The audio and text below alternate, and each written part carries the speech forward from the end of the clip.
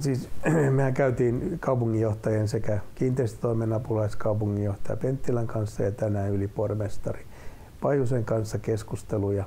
Haluttiin ensinnäkin informoida, että ketä me ollaan, kuinka paljon meitä on ja mikä tämä meidän yleishyödyllinen osuuskunta on ja mikä tämä meidän suunnitelma tämän sairaalan kunnostamisesta on, joka siis on ajatus, että samaan aikaan kun sitä otetaan käyttöön, niin sitä aletaan korjaamaan niiltä osin, jotka vaatii välitöntä korjausta ja sitten niiden huonetilojen osalta, jotka ei ole siinä kunnossa, että niitä voitaisiin käyttää, niin että niitä kunnostetaan sellaiseen tilaan, että ensinnäkin se rakennuksen kunto säilyy eikä mene alaspäin niin kuin tällä hetkellä.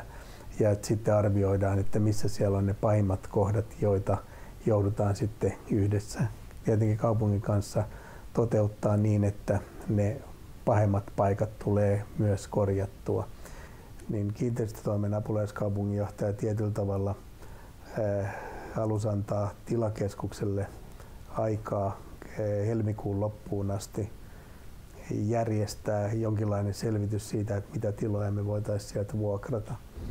Tosin siinä keskustelussa vielä jäi aika paljon epäselväksi, että mikä tämä hintaluokka on. Tänään taas ylipormestarin kanssa käydyissä keskusteluissa kävi selvästi ilmi, että kaupungilla on kyllä ensisijainen intressi säilyttää sen sairaalan museaaliset arvot tuleville sukupolville ja sitä kautta tämä meidän ajatus alkaa kunnostus yhtä aikaa, kun siellä on vuokralaisia, niin tuntui mielenkiintoiselta myös ylipormestarin näkökulmasta ja tämä tietenkin vielä jonkin verran vaatii meidän osuuskunnalta, että me osataan näyttää sitten sekä kaupungin virkamiehille että myös niin kuin kaupunkilaisille, että meillä on kykyä kantaa tämä vastuu tästä hankkeesta.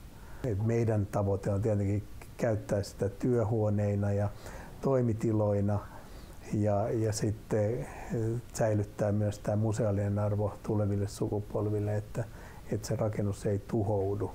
Eikä tietenkään meidän tavoite ei ole tehdä sellaisia muutoksia, jotka sotis näitä päämääriä vastaan. Siis tämä ideahan on tietenkin se, että keskitytään nyt sellaisen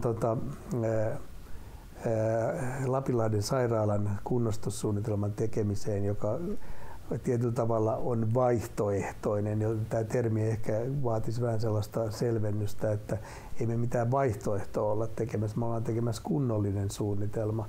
Eli semmoinen, jossa museaaliset arvot säilyy ja eikä ylirakenneta sitä, ylikunnosteta, yliperuskorjata, vaan että me voitaisiin tehdä niitä korjaustöitä samaan aikaan, kun tämä talo otetaan uudelleen käyttöön.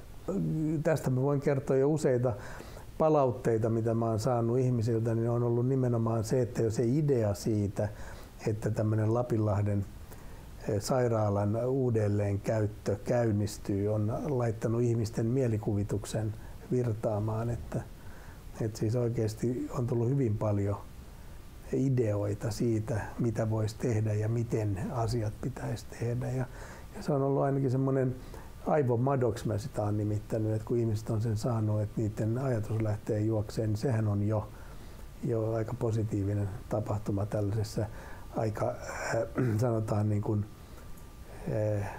miten tätä nykyaikaa voisi, tätä hektistä nykyaikaa, joka tulee ja menee ja sotia käydään ja kaikki kallistuu ja ihmiset vähän niin kuin ajoittain tuntuu olevan vähän eksyneitä.